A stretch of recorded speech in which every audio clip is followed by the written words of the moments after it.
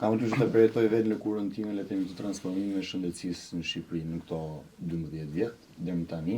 Unë më shumë kam qenë student vit parë dhe vit dytë që nisim ato praktikat festare në urgjencë, ne kishim historira të tipit që pacienti do duhet blente edhe suturat, nëse kishte një plagë të vogël, do të binte vetë suturën, do të binte vetë antibiotikun, madje do të binte vetë dorezat që duhet veshtë, që duhet vishte mjeku. Dhe kishte raste ku i thoshin pacientin që bli 8 palë doreza dhe vetëm primari kirurgu kryesor lejohej që t'i ndrohen nga 2 herë, ndërsa të tjerët i mbanin vetëm nga 1 herë se do duhet blinte ishin kosto ekstra për pacientin.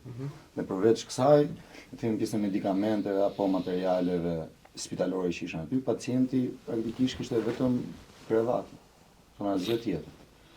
Dhe sot ne shohim që pjesa në investime në medikamente është trefishuar, katërfishuar, nuk bëhet fjalë, është komplet situatë tjetër, shumë e ndryshme. Pacienti praktikisht gjen çdo medikament që mjeku përshkruan në kartel e ka të gjenshëm te farmacia e spitalit.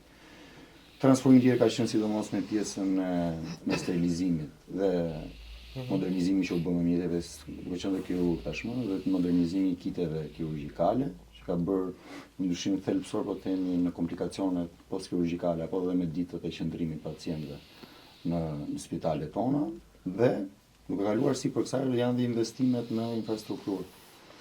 Ne sot flasim për 53 spitale të reja, ku 10 për tyre janë ndërtuar nga fillimi në gjithë Shqipërinë dhe 43 të tjera që janë rikonstruktuar. Këtu përfshihet dhe le të themi gjithë emblema e gjithë kësaj është ridimensionimi total i qendrës spitalore universitare, që është qendra vetme terciare në vend dhe praktikisht po planifikohet që të jetë një qendër elitare në gjithë Europën. Bashkëpunim me Izraelin.